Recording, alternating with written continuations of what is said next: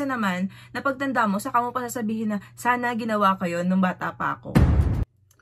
Hello guys, I'm Love Rosie. Welcome back to my channel. Yes, let's talk about wrinkles, fine lines, and ano pa ba? Ano pa ba yung mga word na nakaka-edad-edad na, nakakatanda, kumbaga. Pag-usapan natin yung mga bagay na ayaw natin when we turn like 30 to 40s, na pag nandun na yung edad natin, yung mga hindi natin gusto, lalo na sa mga girls. I don't know ha, kung lahat ganun. 'Di ba? Syempre, sino ba namang gusto? Sino ba namang gusto nagmumukha kang matanda? But I grow up hearing those words na mostly, not only to my family, no, but mostly, parang syempre, ayaw ayaw nang nagmumukhang matanda talaga, or ayaw na nagkakaroon ng wrinkles, ayaw nang, kung pwede lang may magawa sila, mag-slow yung aging, syempre lahat gagawin natin yon. Syempre, as pagbata ka pa, hindi mo naman naiisip yun eh. Hindi mo naiisip na yung naririnig mo na ayaw nilang tumatanda sila, ayaw nila nagkaka-wrinkles, ayaw nila nang i-stress kasi nga yung mukha nila parang, di ba, nagkakaroon ng aging, yun. Syempre, hindi mo pa nafe-feel yun kasi bata ka pa. Nakakatamad din talaga. Pag bata ka, hindi mo talaga iniisip. Lalo na kung medyo maganda ka naman kasi talaga. Joke. Syempre, pag feeling mo hindi kailangan, hindi ko nila lahat. Pero ako, ganun po ako.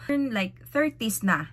Parang doon ko naisip na, oo nga no, nung tinignan ko yung sarili ko sa salamin, oo nga no, ibang-iba na ako. Tapos tinignan ko yung mga pictures ko before, oo nga no, iba pala talaga. Ito pala yung ibig nilang sabihin. Yung pag tinignan mo yung 10 years younger you and yung ngayon, yung parang ganun. Buti na lang, meron ako nakitang face massage na maliit lang. Pwede ko siyang dalhin pag nag-travel ako. Tapos, magaan lang siya. Hindi siya sobrang bigat, hindi rin siya sobrang magaan. Papakita ko sa inyo yung ginagamit kong face massage na nakakatulong talaga. I think ha, malaking natutulong sa akin. Eh, hindi mo na kailangan magpa-botox, hindi mo na kailangan magpa injections or whatever para mag-slow yung aging mo. Kasi kahit ikaw, nanonood ka lang na TV, pwede mo siyang gawin. Anyways, let's make it faster.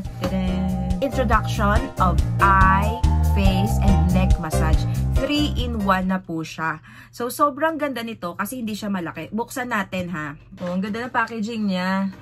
Hindi nyo mapapansin na, hala, ito lang yung price nito. Ilalagay ko sa description box yung Shopee link ng binilhan ko nito. 3-in-1 na siya. So this one is the introduction for the neck massage. This circle po is for face massage. Tapos ito naman is for eye massage. Ito po, the material is plastic. Pero hindi siya halata. Pero mabigat siya ng onte. Hindi siya ganun kamagaan. Hindi din siya ganun kabigat. Pero maganda siya talaga, guys. Hindi siya, imagine sa price, what you will ask pa sa price is okay, it's okay talaga sa price niya. So, ayan. I-turn mo lang po ito. Ayan. Pwede mo na siyang palitan. There. Pwede mo na siyang palitan. So, papalitan ko siya ng pang face. Ayan. Ito, ganyan lang siya. So, ayan na. Face massage na siya. Tapos, papalitan ko din siya ng ano tawag dito? Eye. Meron siyang open, off, and on. Ayan. Yung open, ito-turn mo lang siya. Tapos, makikita mo na battery. It's battery operated. AA battery operated. Tapos, ibabalik mo lang. And off.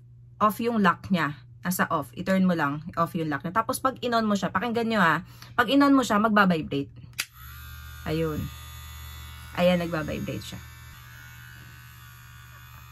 Ayan, diba? Sarap sa mukha as in. Wow. Ilalagay ko sa yung link. And ito yung price niya. Tapos, paano ko ba siya ginagamit? So, pag ginamit mo siya, pag ginamit mo to, nilalagyan ko lang siya ng any serum, or kung hindi serum, yung mga aloe vera moisturizing cream, or gel, aloe vera gel, or cream, whatever na nilalagay na sa mukha nyo, na hindi naman kailangan ng, yung pwedeng madami Kasi pag nilagay mo siya, yung like serum, di ba yung serum, okay lang na parang medyo oily siya or basa siya pag after, para mas madula siya.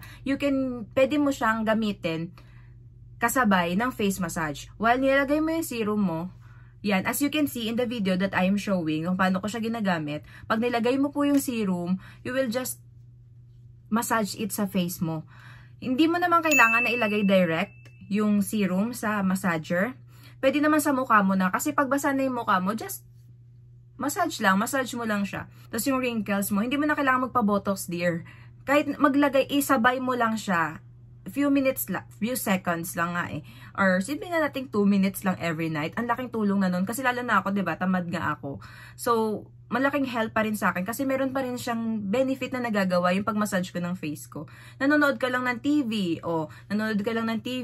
Tapos, ganun mo lang, lagay mo lang siya sa face mo, i-massage mo siya sa face mo while you're watching TV. Malaking benefit na siya. Kaysa naman, napagtanda mo, saka mo pa sasabihin na, sana ginawa ko yun nung bata pa ako. Kaya ako, I believe na malaking help yung mga face massager like this product na sobrang mura lang. Parang hindi ka manghihinayang sumugal, kasi nga sobrang mura lang niya.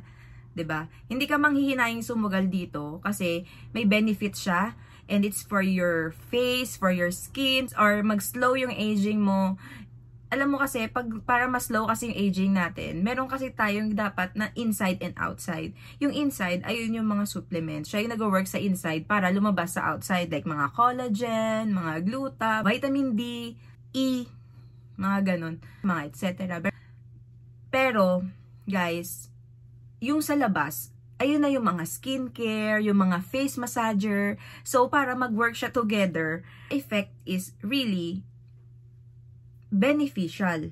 'Di ba? Beauty is not overnight talaga. Yung literal na beauty ha. It's not overnight. Na for example, pupunta ka sa wedding tomorrow. So, today ka alam mo yun, mag-skincare kasi bukas meron kang wedding. Hindi po yun. Because beauty is not overnight. You have to work it out talaga. And at the same time, it's not bad to take care of yourself. It's not only about self-care. It's not only loving yourself, but also your body is the kingdom of God. So you have to take care of it talaga. So sa maliit na bagay, sa murang halaga, let's take care of ourselves. Let's take care of our face. Alam mo, kahit na hindi ka nagbi-makeup, kahit na hindi ka nag-dress up, pero pag yung skin mo is maganda, yung confidence na nabibigay nun, iba. So that's all for today. I hope you like this video, and if you like this video, please don't forget to subscribe and like and share this video para po maka-help din sa iba. I am Love Rosie. Thank you for watching. See you next time.